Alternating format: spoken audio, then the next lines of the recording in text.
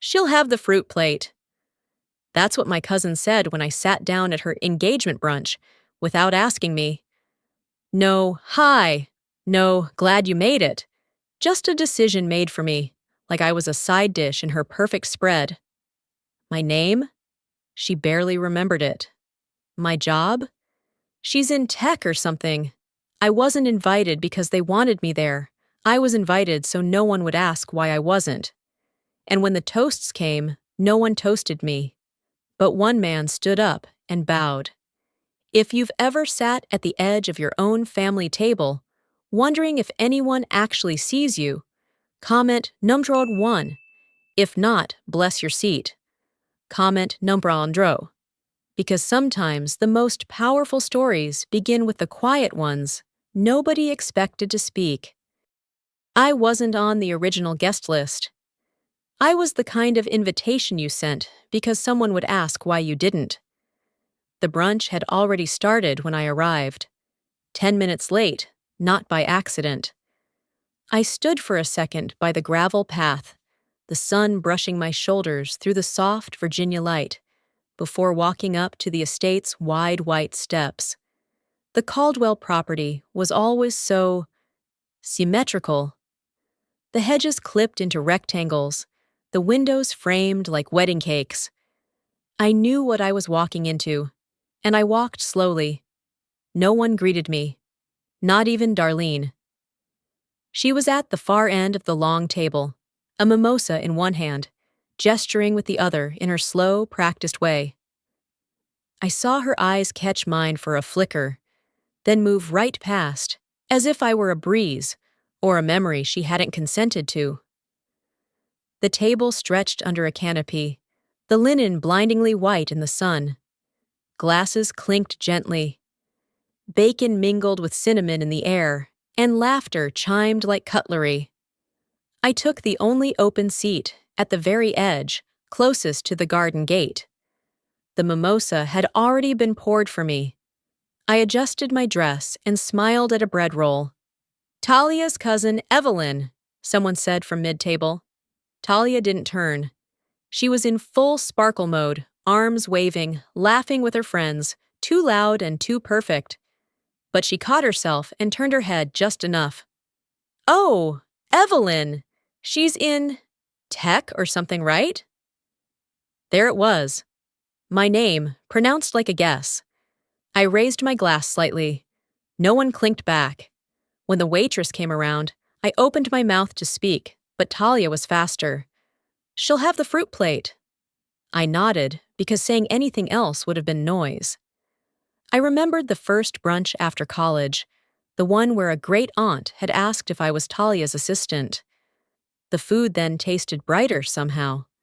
Now it was beautiful but bland, like a painting of a meal.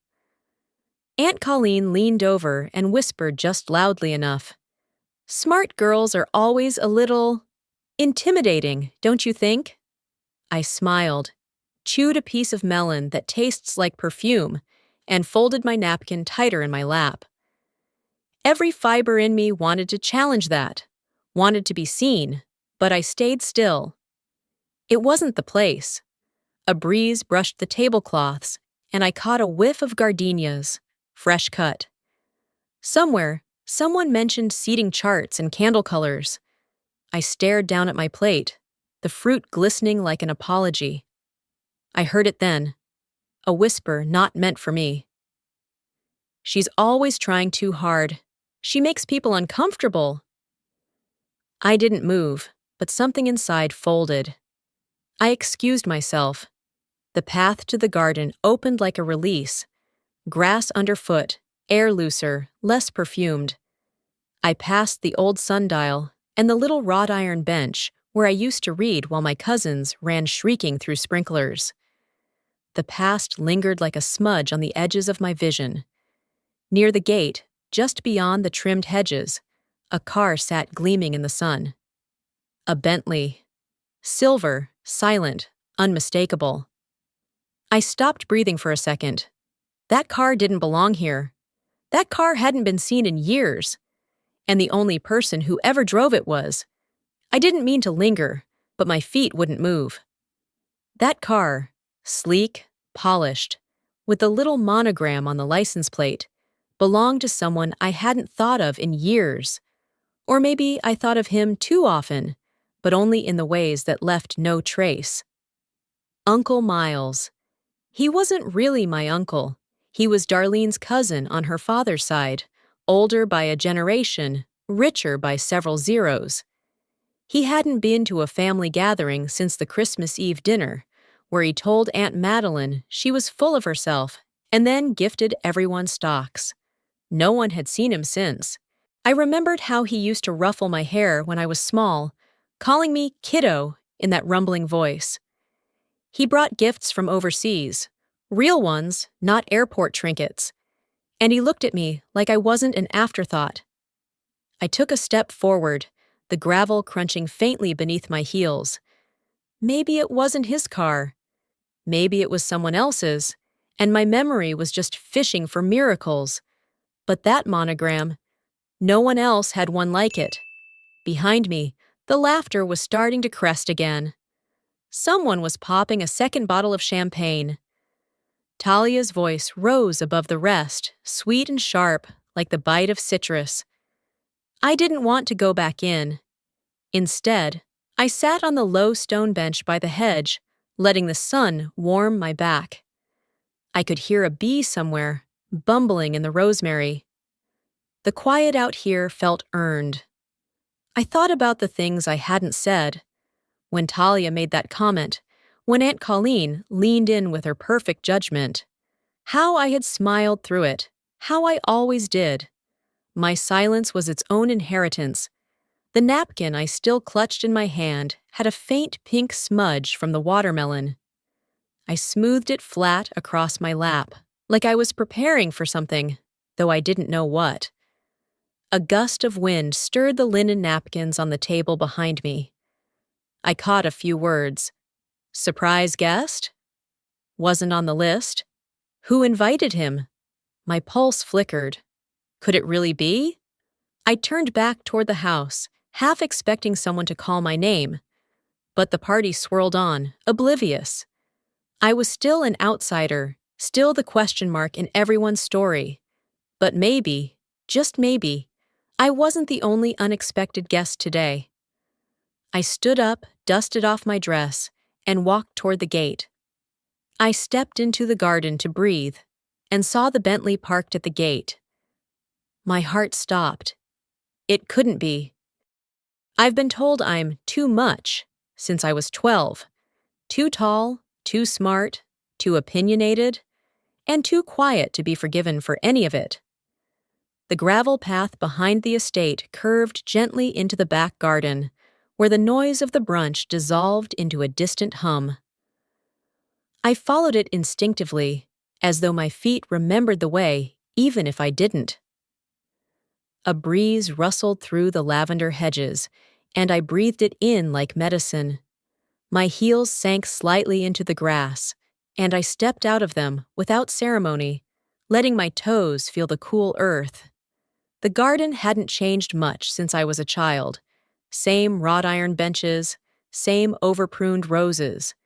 The oak tree stood at the far corner, proud and aging, the bark peeling in gentle curls like parchment. Talia's voice echoed faintly from the house. Something about canapes or floral arrangements. I didn't really care. The linen napkin from the table was still in my hand. I unfolded it and caught sight of a tiny stitched monogram. H. Harper, our family name. My grandmother used to embroider those by hand, back when she still believed decorum could hold us together. I could almost smell her perfume, lavender and ivory soap. Funny how things stick. I sat on one of the benches and laid the napkin across my lap, smoothing it as though I were still at the table, still expected to perform. For a second, I imagined someone coming to look for me, calling out my name in concern. But no voice came. Instead, memory did. I was 10. It was winter. We were at Uncle Jerome's house, and I had brought a box of chocolates, I'd saved up to buy for the whole family. I didn't know you weren't supposed to leave them near the fireplace. They melted into a sad, sticky puddle, and when I tried to explain, Darlene just stared at the mess and said, "You always ruin what's beautiful." That was the year I stopped offering things. The quiet of the garden wrapped around me like a second skin. A dragonfly zipped past my shoulder. Somewhere behind the hedges, someone laughed, sharp and carefree. Not me. I traced my finger over the curve of the embroidered H and wondered how long it had been since anyone in this family actually acted like one. I'd spent years recalibrating my presence. Less opinion, less volume, less visibility. Somehow, I still managed to take up too much space. "Don't make this about you," Darlene had whispered earlier, lips barely moving. As if existing with feelings was a form of sabotage. Have you ever felt like even your quietest emotions were treated like betrayals? That just existing, with feelings, was somehow too much? If you've ever been made to feel like a burden in your own family, comment the number 7 below. Now let's see what happened next. I glanced up at the oak tree again. That was where I used to play hide and seek with Talia. She was always it, and she always found me first. Back then, she thought I was magical, able to disappear and reappear at will. Somewhere along the way, the magic turned to invisibility. What would happen if I left right now? Walked out, slipped into an Uber, caught a train back to DC? Would anyone care? Would they even notice I was gone? The sharp crunch of tires on gravel interrupted my spiral. I stood instinctively, brushing the back of my skirt. A sleek, dark Bentley pulled up beside the house. I squinted through the hedges and saw a tall man step out. Mason Caldwell. He was older now, but the posture was unmistakable. Shoulders squared, gaze direct. He spoke briefly to the event manager, nodded once, then turned.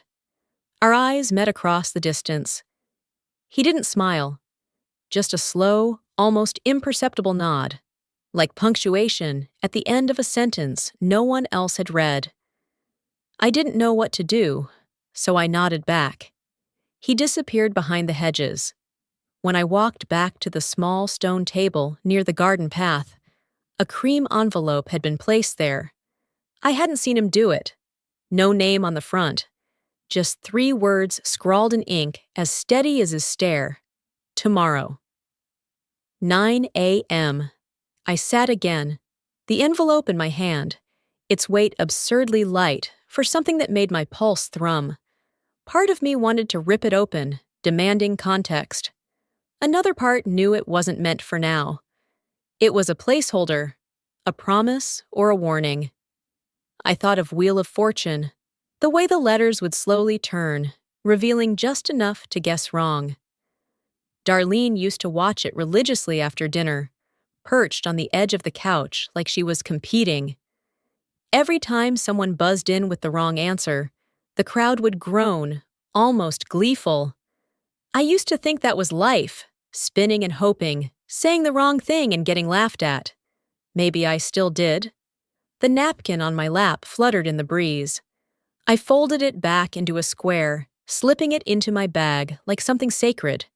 A piece of the past, pressed and kept. Voices grew louder from the patio, the sound of dessert being served.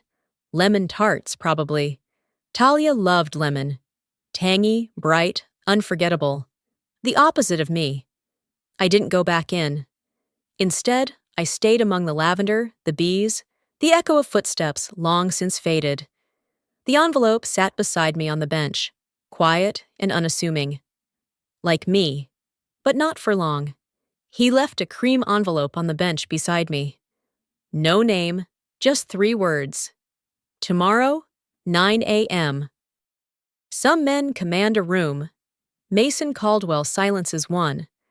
I hadn't opened the envelope yet. It sat in my handbag, quiet and rectangular, like a folded truth I wasn't brave enough to confront. But something had already begun shifting the moment Mason stepped out of that Bentley. Even the air around the brunch had changed, thinner, more alert. I smoothed my dress before stepping back into the estate, heels clicking gently against the marble floor. The dining room had transformed from brunch chaos to a soft, glowing reception hall. Chandeliers hung like constellations, and everything smelled faintly of citrus and candle wax. Talia stood at the center of it all, radiant and poised, her gown hugging her like a signature she never had to practice. The guests milled politely, their voices polite hums, like bees that knew better than to sting. I stayed near the wall, as always. Brian caught my eye briefly, offered a small nod. He wasn't smiling, but he wasn't judging either. That alone made him the kindest face in the room. "Ladies and gentlemen," the master of ceremonies said, tapping a spoon to his glass, "if I may have your attention." The doors at the back of the room opened with a hush of old hinges.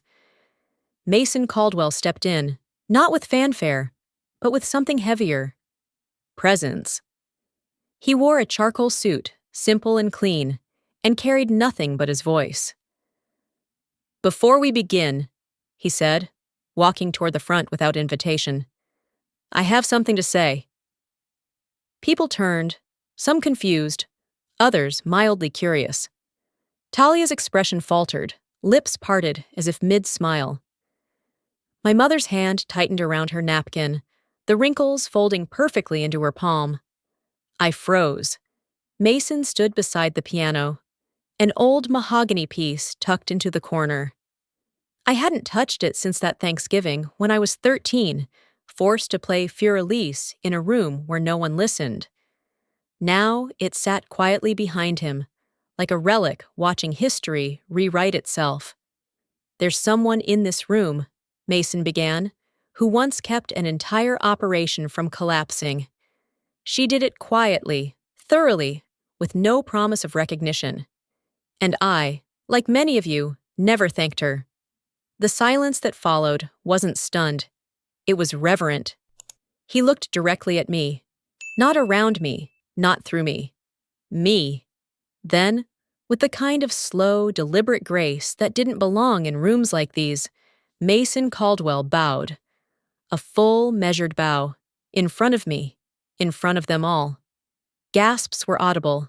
Someone dropped a fork. "I'm sorry," he said, straightening.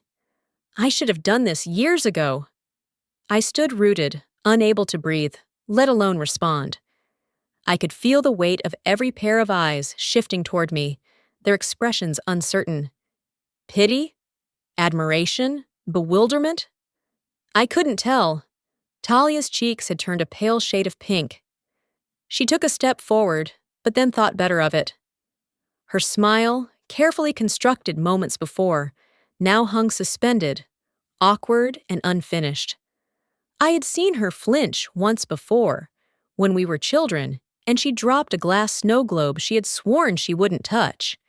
This was like that, only louder and far more public. From her seat, my mother didn't move. She didn't even blink.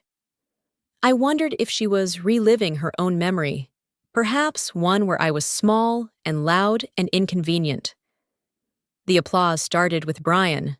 One slow clap, then another, then someone else. And suddenly, the room was filled with polite, deliberate clapping, the kind of applause given at an unfamiliar concert where you sense something important just happened, even if you don't understand it. I tried to nod or smile or shrink away. My body chose stillness. Mason gave me a final look, more of a confirmation than a request, then stepped aside, making room for the event to resume. He didn't stay for the rest. He didn't need to. As the music resumed and people began talking again, no one asked me about the moment. No one came rushing to my side. But something had changed. The way they looked at me. Less glazed, more intentional. It wasn't admiration, not yet. but it wasn't indifference either. Later, I found myself near the piano. My fingers hovered over the keys without touching them. The lid was closed. A memory surfaced. Me, 13, stiff in a velvet dress, playing Fur-Elise, while the adults debated property taxes and golf tournaments. No applause then, not even a glance. And now, without a single note, they'd all turned to face me. Mason reappeared briefly near the exit. I don't know how I sensed him. Maybe it was the hush, or maybe just intuition. But when I turned, he was already moving toward me. He didn't stop, just leaned close enough so only I could hear. 9 a.m. still stands. Come ready. Then he was gone. I stared after him for a beat too long, the envelope still unopened in my bag, heavier now than when I first received it. I didn't understand what he wanted, or what I was being prepared for, but for the first time in a long while, I didn't feel invisible, and for once, the room didn't move on without me. I opened the envelope like it might explode, and in a way, it did. The paper was heavier than I expected, thick, ivory-colored, the kind that crackled faintly when folded. I unfolded it slowly, half expecting it to be a mistake, or worse, an elaborate joke. But there it was. My strategy memo. 2 years old, with every margin note and turn of phrase intact. I stared at the header. Proposal. Succession streamlining for Caldwell Family Holdings. My name wasn't on it. I hadn't signed it, hadn't dared. Back then, I sent it anonymously to an internal contact Mason was rumored to trust. Weeks passed, months. I'd long assumed it had been laughed off, tossed into a bin with half-baked ideas and overreaching dreams. Now, it sat before me, printed on thick stock, underlined in sections, annotated in Mason Caldwell's own hand. I couldn't be certain it was yours, Mason said quietly, as he folded his glasses and set them aside. Not until yesterday. I looked up. The office was still, paneled in dark walnut, filled with the scent of old leather and French press coffee. A single cup, his, sat steaming between us. Mine, untouched, had gone cold. How did you? He interrupted with a tilt of the head. I had 2 analysts and a private investigator track its origin. When nothing concrete came up, I shelved it. But I will never forget it. I swallowed, hard. So why bring it up now? He leaned back, fingers laced loosely over his midsection. Because I used it. I blinked. I implemented every core recommendation you made, he continued, streamlining non-essential verticals, rotating decision-makers quarterly. It kept us solvent when others folded. A flicker of disbelief rippled through me. I had assumed I'd buried that version of myself, the one who stayed up until 3 a.m. Running numbers she had no authority to touch, whose work lived in shadows and what-ifs. Why didn't you say anything sooner? I asked. Because no one was ready to hear it, he said. They're barely ready now. My hands were trembling slightly, so I folded them in my lap. You bowed. Last night, in front of everyone. I meant it. His eyes met mine, unflinching. And today, I offer something else. A seat at the table, equal stake. I'm forming a new family fund, more agile, more transparent. I want you on it, not as a figurehead, as co-leader. I didn't know what to say. The impulse was to deflect, to question his motives, to laugh bitterly. But instead, I asked, why now? He smiled faintly. Because now, they're finally ready to see you, and you're ready to be seen. I thought of every boardroom where I'd been mistaken for someone's assistant, every family dinner where Talia's accomplishments were paraded like medals, while mine were footnoted. And, quietly, I remembered my father. He had once invited me to a business meeting. I was 14. He handed me a legal pad and said, "You can sit in, but don't speak." Just pour the water. I had poured and sat and watched and listened, but I had never been asked back. Now I was being asked to lead. Mason reached into a drawer and slid another folder across the table. Review it. If you accept, we start next week. I've cleared your name with legal and PR. I took it with both hands, the weight more symbolic than physical. Before I could thank him, he nodded toward the window. She's been standing there for a while. I turned. Outside the glass wall, framed by the shimmer of the James River in the early sun, stood my mother. She was on the sidewalk, clutching her purse like armor, her eyes fixed on the building. She didn't wave. She didn't come in. She just watched. I looked out the window and saw my mother standing on the curb, watching me from afar. She didn't step forward. I thought the toasts would be about love. They were about performance. The tent shimmered like a mirage under the Virginia sun. White roses wound up the poles, fairy lights blinked politely, and the sound of silverware clinking against porcelain filled the gaps where genuine laughter should have been.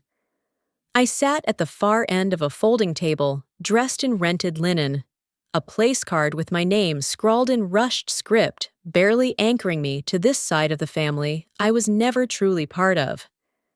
Mason's proposal still lingered in my mind, looping like a whisper I couldn't quite trust.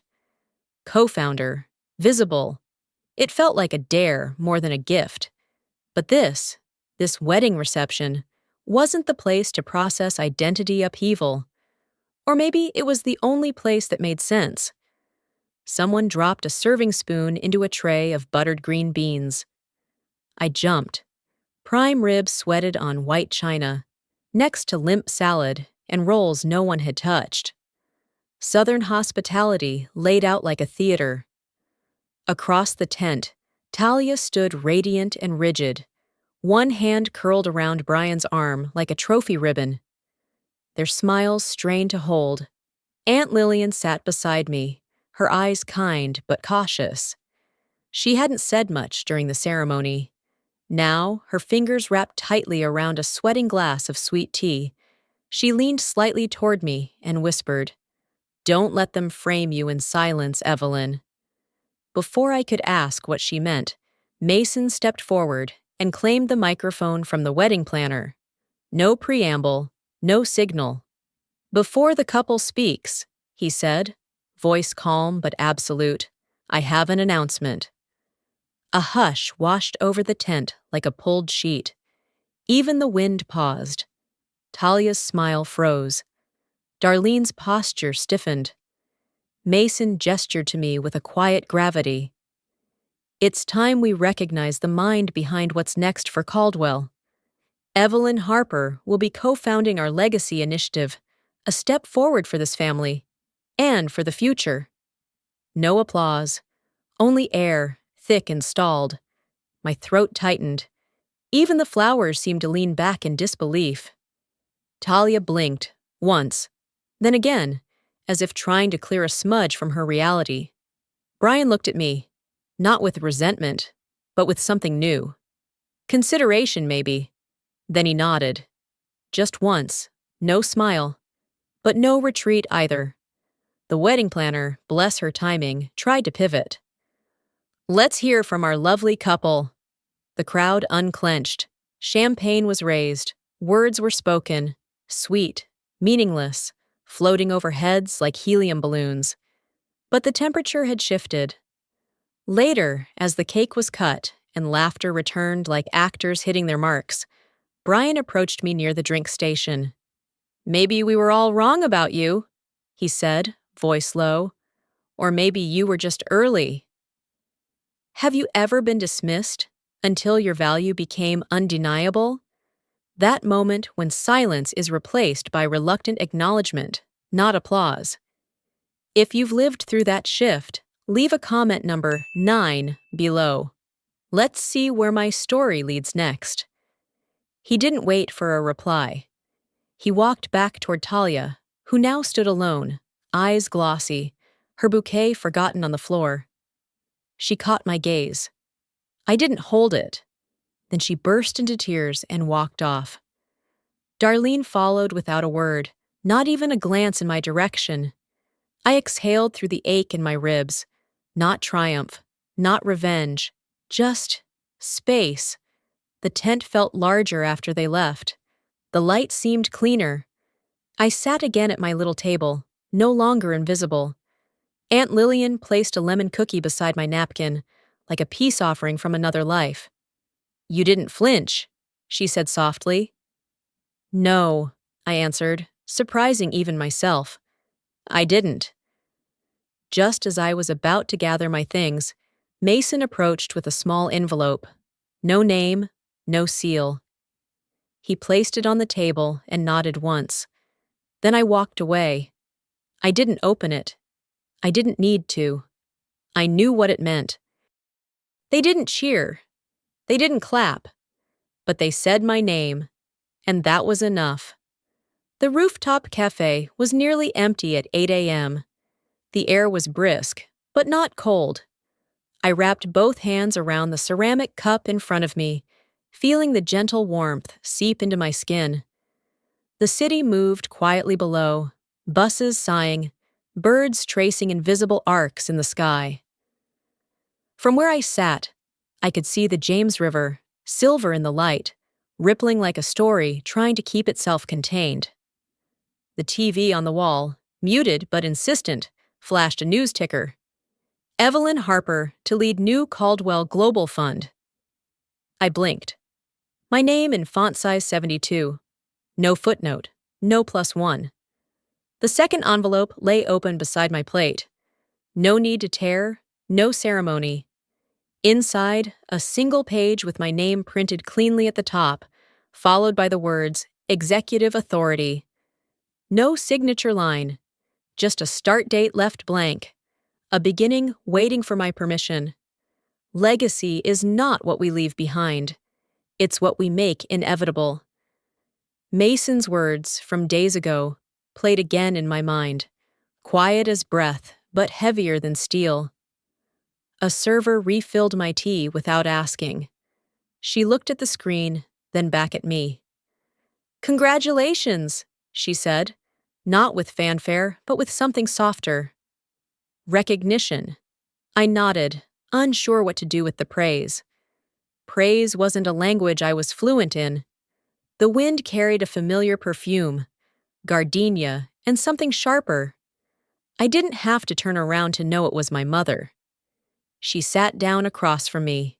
No greeting, no pleasantries. Just a white envelope of her own, already creased, already tired. "I thought you should have this," she said, placing it on the table. Her fingers lingered for a moment, as if unsure whether to release it. It was my Harvard application, the one I'd filled out senior year, the one we never sent. "I didn't think you'd survive their world," she said. Her voice didn't tremble. "I was wrong." I looked at her. She looked away. There were no apologies, not really, just pieces of old silence finding shape. "I didn't survive," I said, folding the application in half and sliding it back to her. "I built my own." She blinked slowly, and I saw it then. Not regret, not quite pride, but something between the two. An ache she'd carried, disguised for years as disapproval. "You were always the one who kept going," she whispered, "even when none of us saw where you were going." "I didn't know either," I said, "but forward was better than waiting." I remembered a winter evening when I was 10. She and I sat clipping coupons from the holiday circulars, our fingers sticky with glue and sugar. I had thought it was a game, a scavenger hunt of discounts and deals. It took me years to realize it was how she filled the gaps, how she prepared for absence. She taught me survival dressed as discipline. The phone buzzed on the table. Mine, Brian.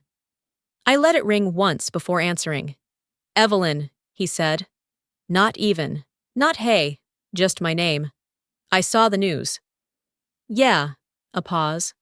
"I'll be watching," he said, not as a warning. Not quite. Then he hung up. I closed my eyes, just for a second, breathed in the moment. Then I picked up the executive form and wrote the date at the top. Today. I didn't do it for revenge. I didn't even do it to be seen. I did it because I finally knew what it meant to choose myself. But before I left, I took a moment longer. I let myself feel everything.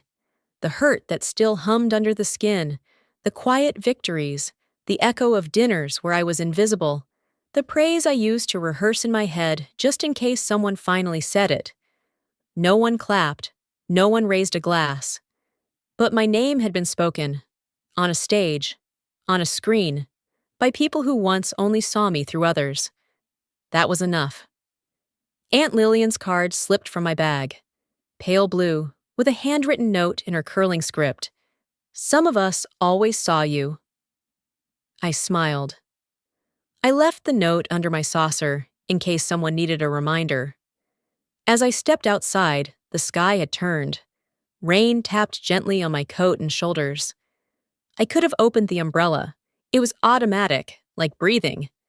But instead, I folded it and let it fall to my side. I didn't need to hide anymore. Sometimes I still catch myself listening for silence, the kind that once meant rejection, but now feels like peace.